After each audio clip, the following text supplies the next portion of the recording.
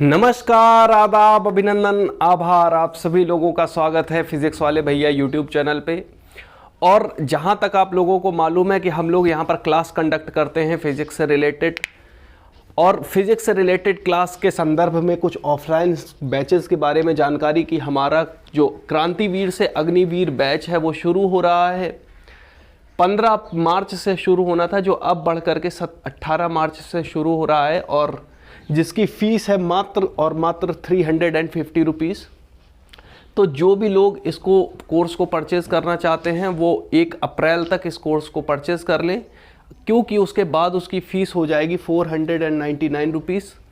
तो जल्दी से जल्दी आप लोग अपने सभी के सभी जो कोर्सेज़ हैं उनको परचेज़ कर लीजिए।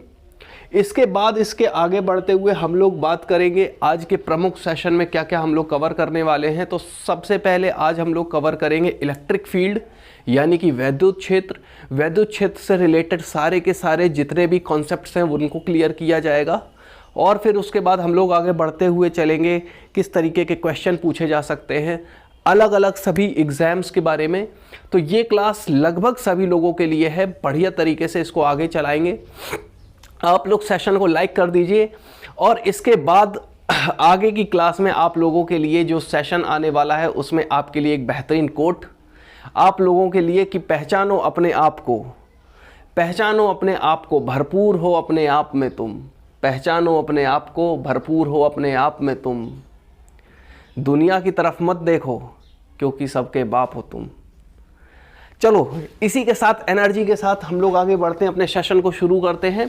बोर्ड पे चलेंगे अपने वही पुराने वाले पे, और वहीं से साथियों आप सभी लोगों का स्वागत है अपने इस फिजिकल बोर्ड के ऊपर। जल्दी से जल्दी सेशन को शेयर कर दीजिए और जानना शुरू करिए कि इलेक्ट्रिक फील्ड क्या होती है। आज बिल्कुल डिटेल में इसका एनालिसिस करेंगे और सारी की सारी बातें जानेंगे कि किस तरीके से इलेक्ट्रिक फील्ड काम करती है, क्या कॉन्सेप्ट होते हैं, इंटेंसिटी क्या होती है, इन तमाम मुद्दों के बारे में चर्चा की जाएगी। तो जल्दी से पेन और कॉपी साथ में रख करके बैठ जाइए और शुरू करते हैं कि इलेक्ट्रिक फील्ड क्या होती है। तो भाई साहब, इलेक्ट्रिक फील्ड या साथियों, इलेक्ट्रिक फील्ड वो होती है जब किसी भी चार्ज को, किसी आवेश को स्पेस में रख दें तो उसके आसपास का वो एरिया जहां तक वो चार्ज किसी दूसरे चार्ज के ऊपर कोई भी फोर्स लगा सकता है, चाहे वो अट्रैक्शन का फोर्स हो या वो रिपल्शन का फोर्स हो, उसको उसकी इलेक्ट्रिक फील्ड बोलते हैं। इलेक्ट्रिक फील्ड, इलेक्ट्रिक हटाओ, सिर्फ फील्ड के बारे में अगर जानो तो फील्ड क्या होती है?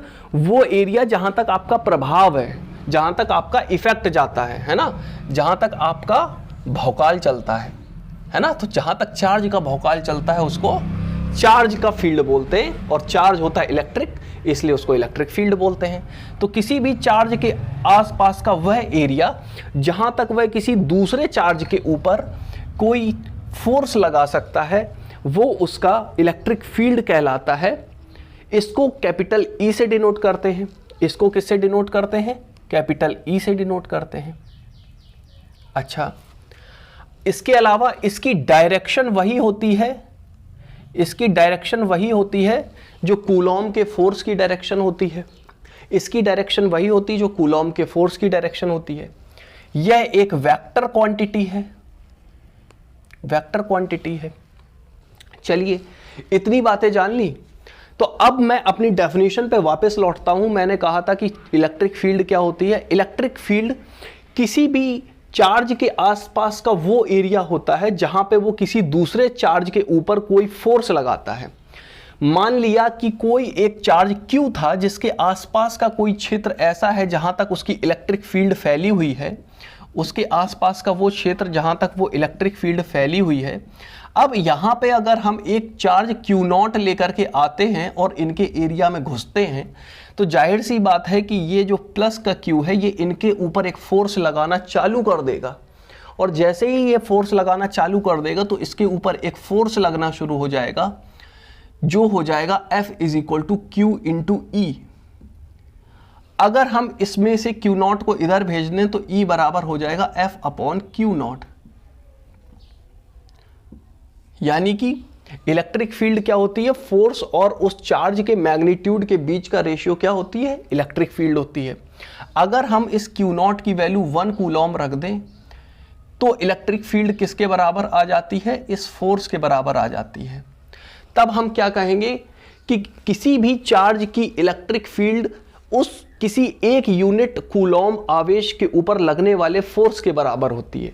किसी एक यूनिट चार्ज के ऊपर लगने वाला फोर्स ही किसी चार्ज की इलेक्ट्रिक फील्ड कहलाती है। क्या कहलाती है? इलेक्ट्रिक फील्ड कहलाती है। इसकी यूनिट देखिए, फोर्स की होती है न्यूटन और सी की होती कूलॉम।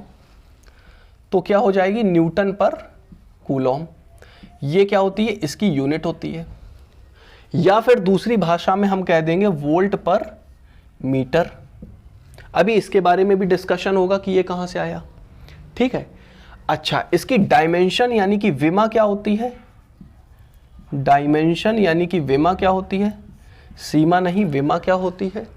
तो विमा भाई साहब होती है, अगर हम ध्यान से देखें तो ई ये है, एफ का जो एफ की विमा होती है, एफ की डायमेंशन होती है mLT⁻⁻2 और क्यू की होती है A/T। तो कुल मिलाकर के ये हो गई क्यू की। अगर हम इन दोनों को देख लें, इस A को ऊपर लेके जाएं, इस T को ऊपर लेके जाएं, तो बन जाएगा mL A⁻⁻1 T⁻⁻3 और ये बन जाती है हमारे पास डायमेंशनल फॉर्मूला इलेक्ट्रिक फील्ड का। ये बन जाता है हमारे पास डायमेंशनल फॉर्मूला इलेक्ट्रिक फील्ड का। तो अभी तक हमने इलेक्ट्रिक फील्ड के बारे में बहुत सारी बातें जानी।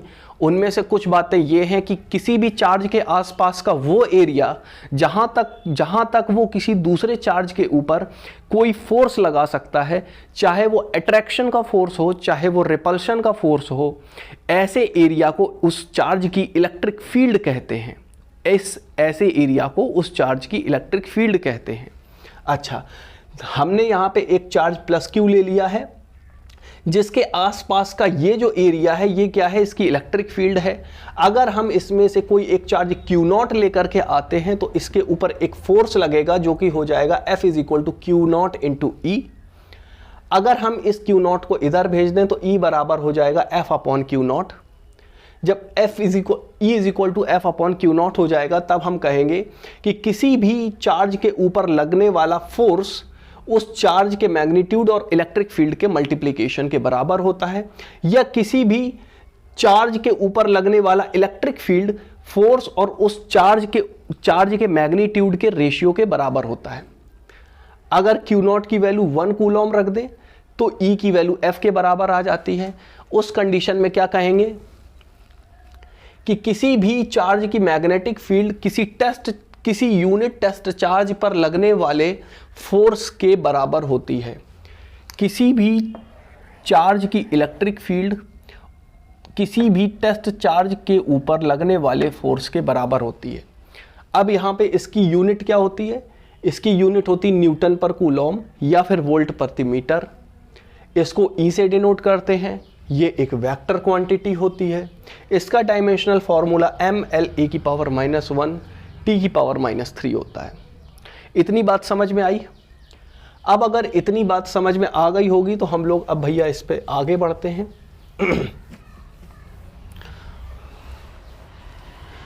अब हम लोग आगे देखेंगे कि अगर हम लोग किसी एक चार्ज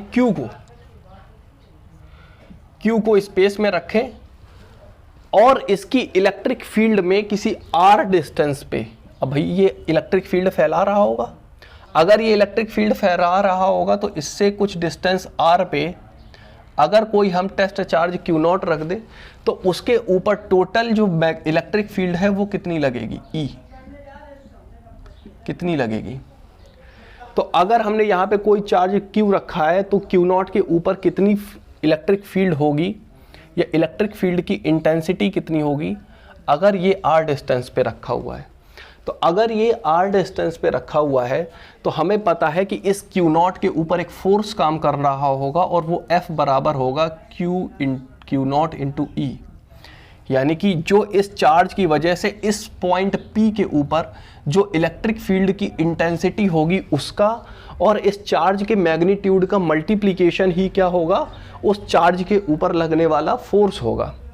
अब अगर इतनी बात समझ में आ गई तो यहाँ से हम लोगों को पता है कि हमें E की वैल्यू निकालनी है, तो E बराबर हो जाएगा F/Q0।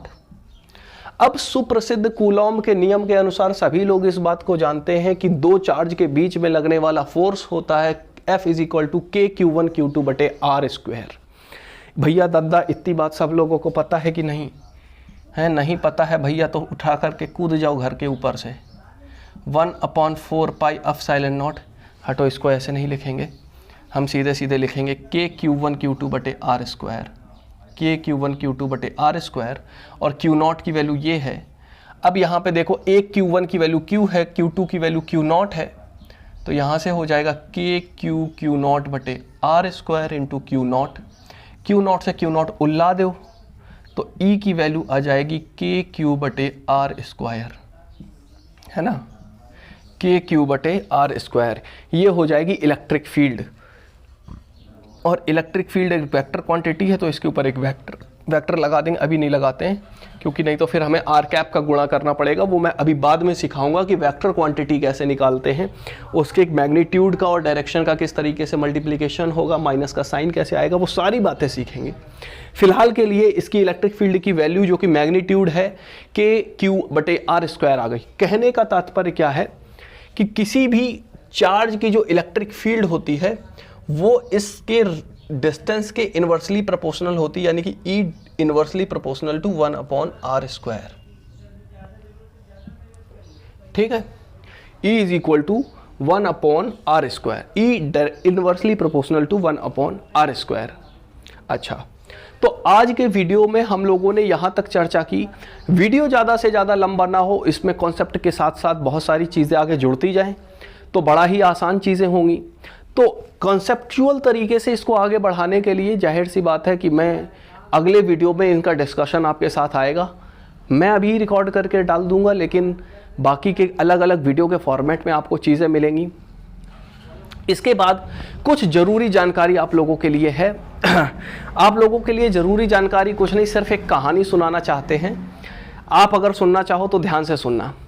दोस्तों, ये बात है 1945 के आसपास की, जब 1944-45 के आसपास की, जब अमेरिका ने जो है हिरोशिमा और नागासाकी के ऊपर